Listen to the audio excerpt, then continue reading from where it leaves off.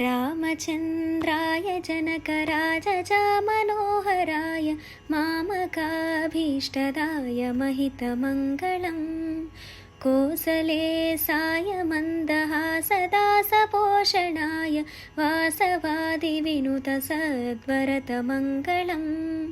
चारुकुङ्कुमोपेतचन्दनादिचर्चिताय हारकटकशोभिताय भूरिमङ्गलम् ललितरत्नकुण्डलाय तुलसीवनमालिकाय जलजसदृशदेहाय चारुमङ्गलम् Devaki सुपुत्राय देवदेवोत्तमाय भावजा गुरुवराय भव्यमङ्गलम् पुण्डरीकाक्षाय पूर्णचन्द्रवदनाय अण्डजावाहनाय अतुलमङ्गलम् विमलरूपाय विविधवेदान्तवेद्याय सुमुखचित्तकामिताय सुभगमङ्गलम् रामदासमृदुलहृदयतामरसनिवासाय स्वामी भद्रगिरिवराय सर्वमङ्गलम्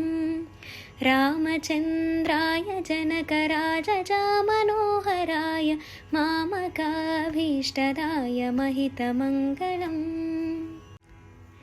रामचन्द्राय जनकराजजामनोहराय मामकाभीष्टदाय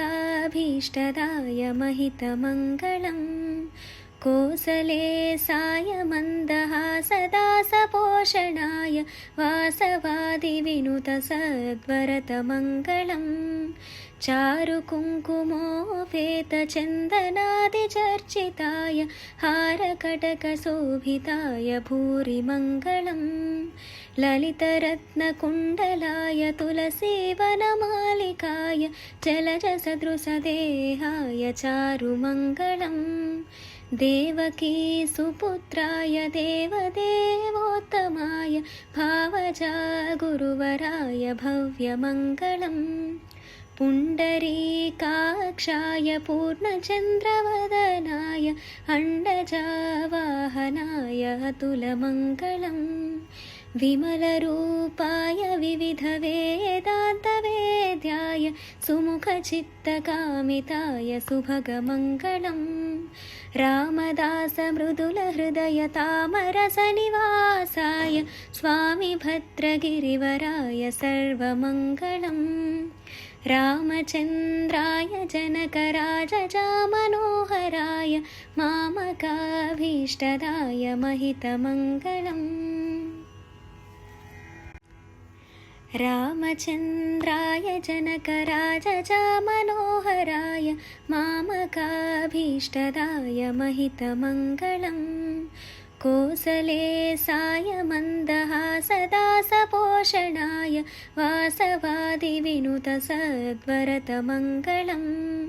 चारुकुङ्कुमोपेतचन्दनादिचर्चिताय हारकटकशोभिताय भूरिमङ्गलम् ललितरत्नकुण्डलाय तुलसीवनमालिकाय जलजसदृशदेहाय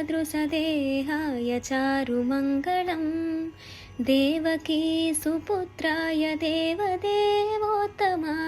भावजा गुरुवराय भव्यमङ्गलम् पुण्डरीकाक्षाय पूर्णचन्द्रवदनाय अण्डजावाहनाय अतुलमङ्गलम् विमलरूपाय विविधवेदान्तवेद्याय सुमुखचित्तकामिताय सुभगमङ्गलम् रामदासमृदुलहृदयतामरसनिवासाय स्वामी भद्रगिरिवराय सर्वमङ्गलम् रामचन्द्राय जनकराजजामनोहराय मामकाभीष्टदाय महितमङ्गलम् रामचन्द्राय जनकराजजामनोहराय मामकाभीष्टदाय महितमङ्गलम् कोसलेशाय मन्दहासदासपोषणाय वासवादिविनुतसद्वरतमङ्गलम् चारुकुङ्कुमोपेतचन्दनादिचर्चिताय हारकटकशोभिताय भूरिमङ्गलम् ललितरत्नकुण्डलाय तुलसीवनमालिकाय जलजसदृशदेहाय चारुमङ्गलम् Devaki सुपुत्राय देवदेवोत्तमाय भावजा गुरुवराय भव्यमङ्गलम् पुण्डरीकाक्षाय पूर्णचन्द्रवदनाय अण्डजावाहनाय अतुलमङ्गलम् विमलरूपाय विविधवेदान्तवेद्याय सुमुखचित्तकामिताय सुभगमङ्गलम् रामदासमृदुलहृदय तामरसनिवासाय स्वामी भद्रगिरिवराय सर्वमङ्गलम् रामचन्द्राय जनकराजजामनोहराय मामकाभीष्टदाय महितमङ्गलम्।